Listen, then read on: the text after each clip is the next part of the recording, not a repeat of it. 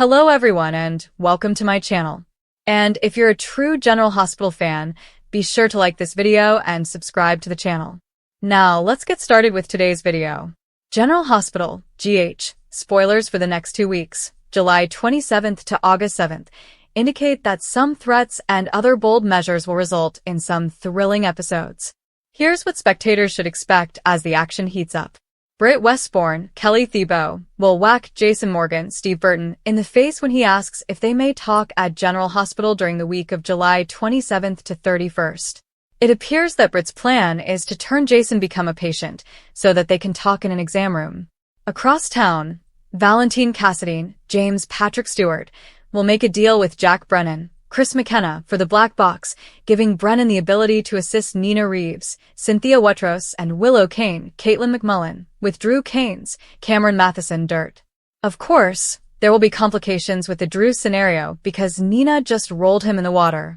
Giovanni Palmieri, Giovanni Mazza, will eventually rescue Drew and, if necessary, resuscitate him. Willow will be freaked out by Harrison Chase's Josh Swickard attempt to send her to the PCPD for interrogation regarding her Jen Sidwell, Carlo Rhoda connection. When Willow discovers Nina threw Drew into the water, she'll have another cause to be concerned about what he might leak. However, Brennan's evidence of Drew's misappropriation of finances may provide Willow with the necessary power just in time. Meanwhile, Trina Robinson, Tabiana Ali, and Emma Scorpio Drake, Braden Bruner, will meet with Jocelyn Jacks, Eden McCoy, who Emma will quiz about her WSB agent status. Carly Spencer, Laura Wright, and Sonny Corinthos, Maurice Bernard, will regroup with Jason and fill him up on some of the events that have occurred in Port Charles.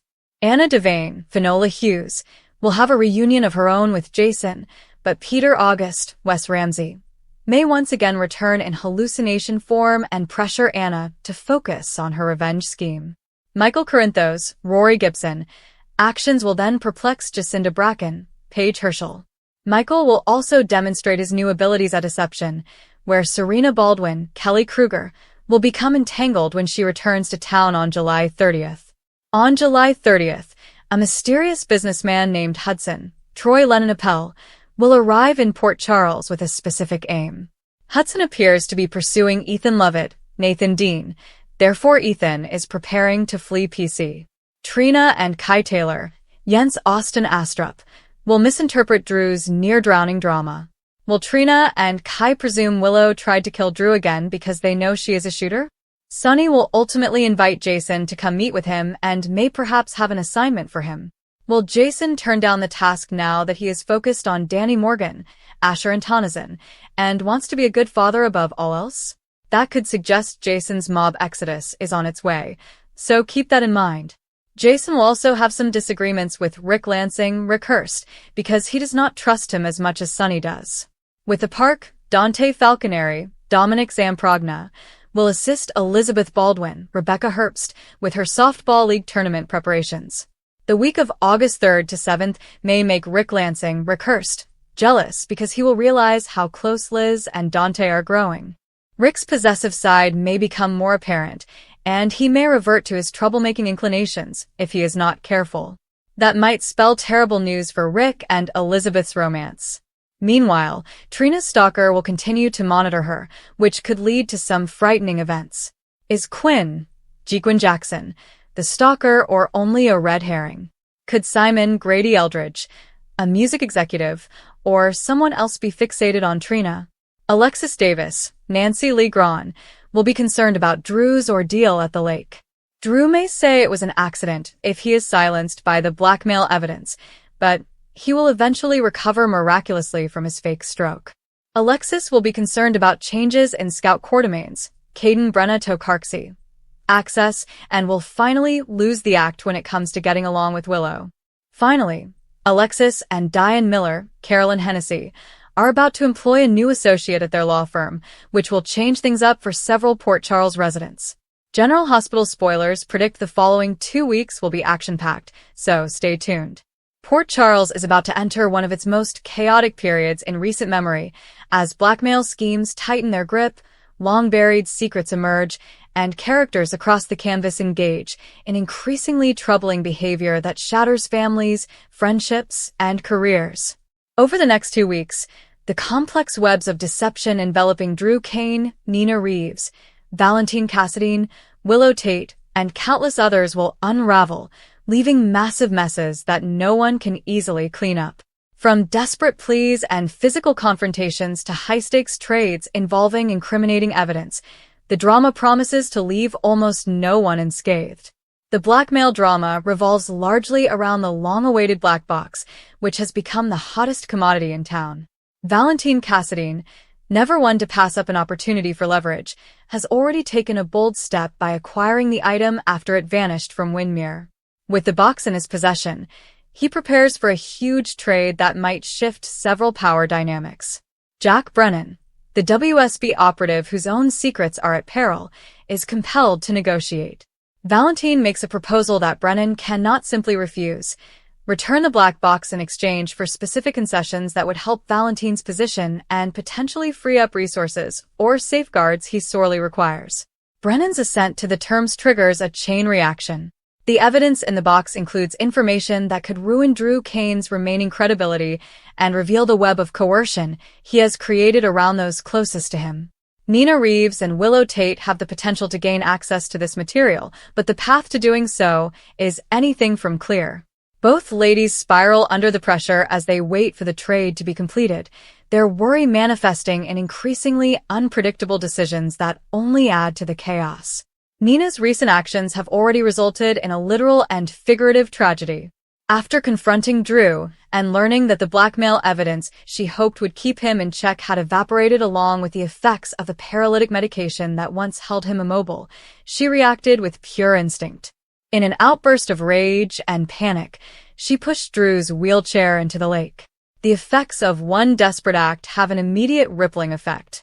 Gio Palmieri, encouraged to swim by Brooklyn Quartermain, is likely to come across the drowning man and go into lifeguard mode. Nina stands on the dock, screaming Drew's name, the agony of what she has done pouring over her as she reaches out to Jack Brennan for assistance.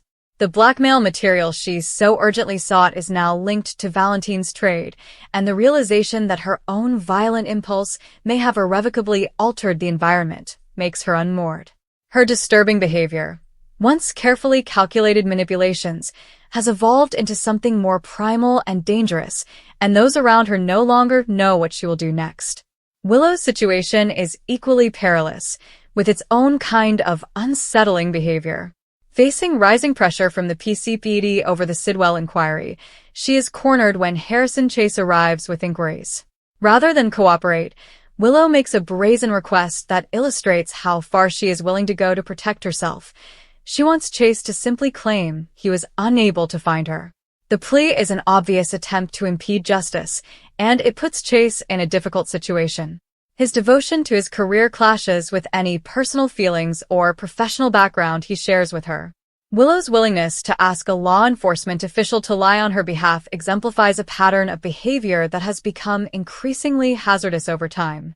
Her previous schemes, which involved medical records and family custody disputes, established her as someone capable of breaking significant ethical lines. Drew now has blackmail proof against her, which could save her life, but her own actions threaten to sever that line before she can grasp it. The mess she makes by attempting to avoid questions just deepens the legal and personal quicksand that surrounds her. Meanwhile, Drew Kane's recuperation from his locked-in state continues to be chaotic. He was formerly immobile and forced to listen helplessly as others discussed plans involving him, but he is now regaining mobility and, with it, a desire for retribution. The blackmail material he once had against Portia Robinson, Nina, Brennan, and others has either been compromised or is being used in the black box negotiations. His regained physical ability means that drugs and solitude can no longer keep him under control. Willow's neatly maintained floors, both literal and metaphorical, are about to be wrecked as Drew resumes movement and asserts authority.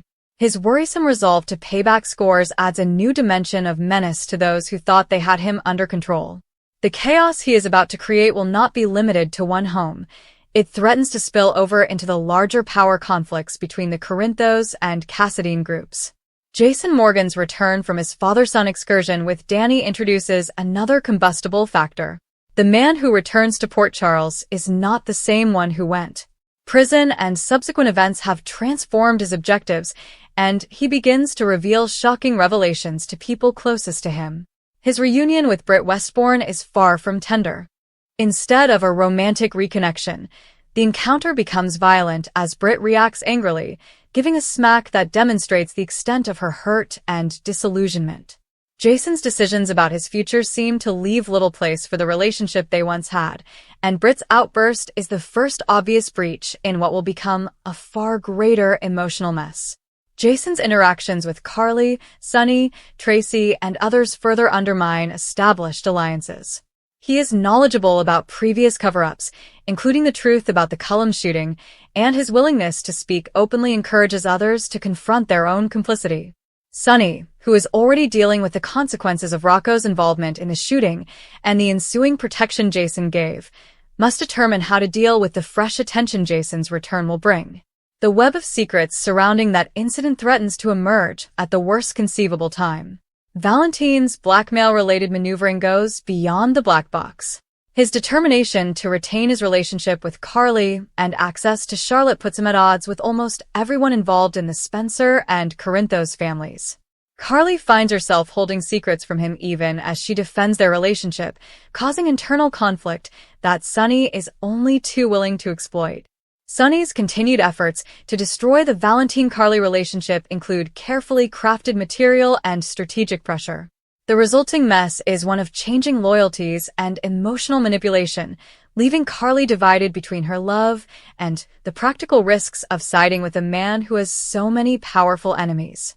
Lulu's complex feelings toward Valentine and their daughter exacerbate the tension. Every communication has the potential to exacerbate the broader calamity. Troubling behavior is not limited to the main characters. Michael Corinthos begins expressing his dominance in ways that perplex Jacinda and others. His conversations indicate a colder calculation than previously, raising doubts about what he has learnt and how he plans to apply it. Alexis is thrown off by events that drive her to reconsider alliances. Trina and Kai jump to assumptions that could harm relationships before the complete truth is revealed.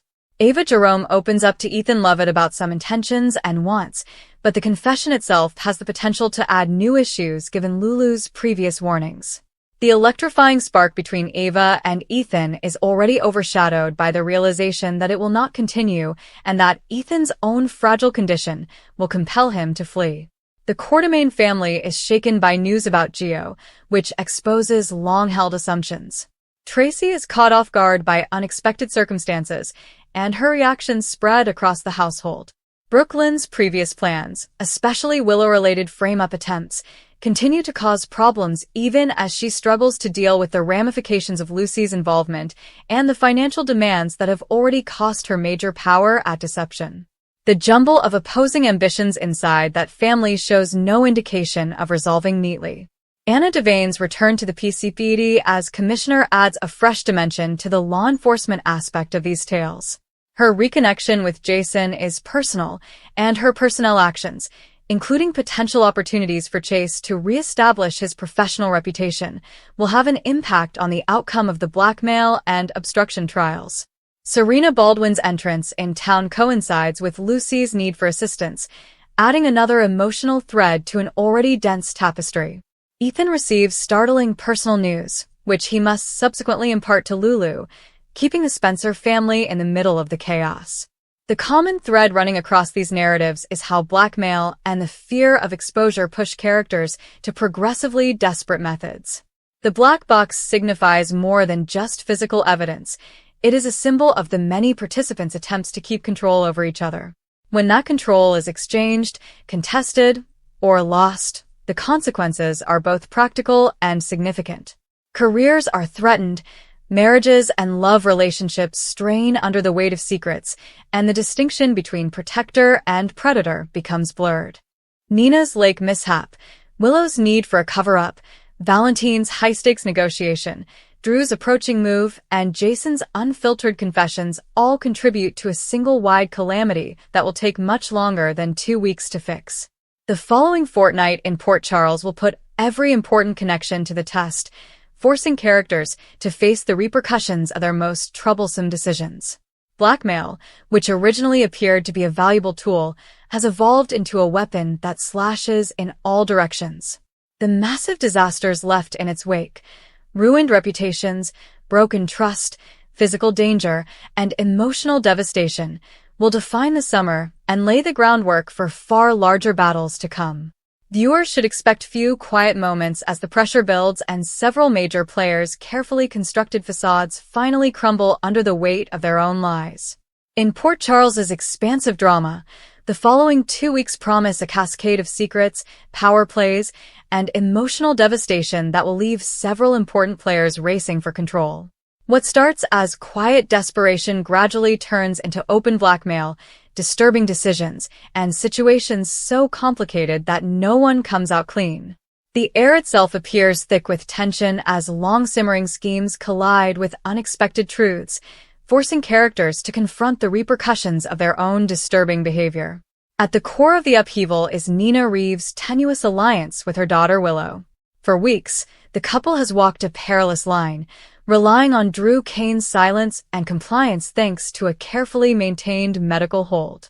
The paralytic that has kept him trapped inside his own body is running out, and with it, their leverage.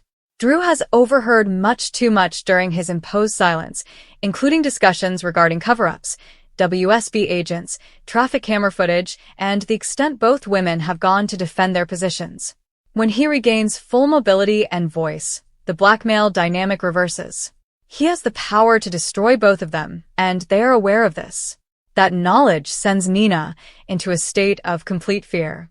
After discovering that the key proof she and Willow needed, the contents of a black box long sought from Windmere, had slipped through their fingers, she finds herself alone on the pier with Drew.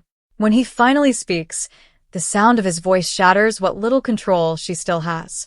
In a fit of instinct and terror, she unlocks the wheelchair and propels him into the lake. The deed was neither planned nor clean.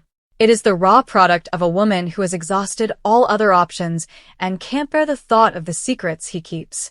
The immediate question of whether Drew survives the drop will dominate the next days, but the greater issue is already clear.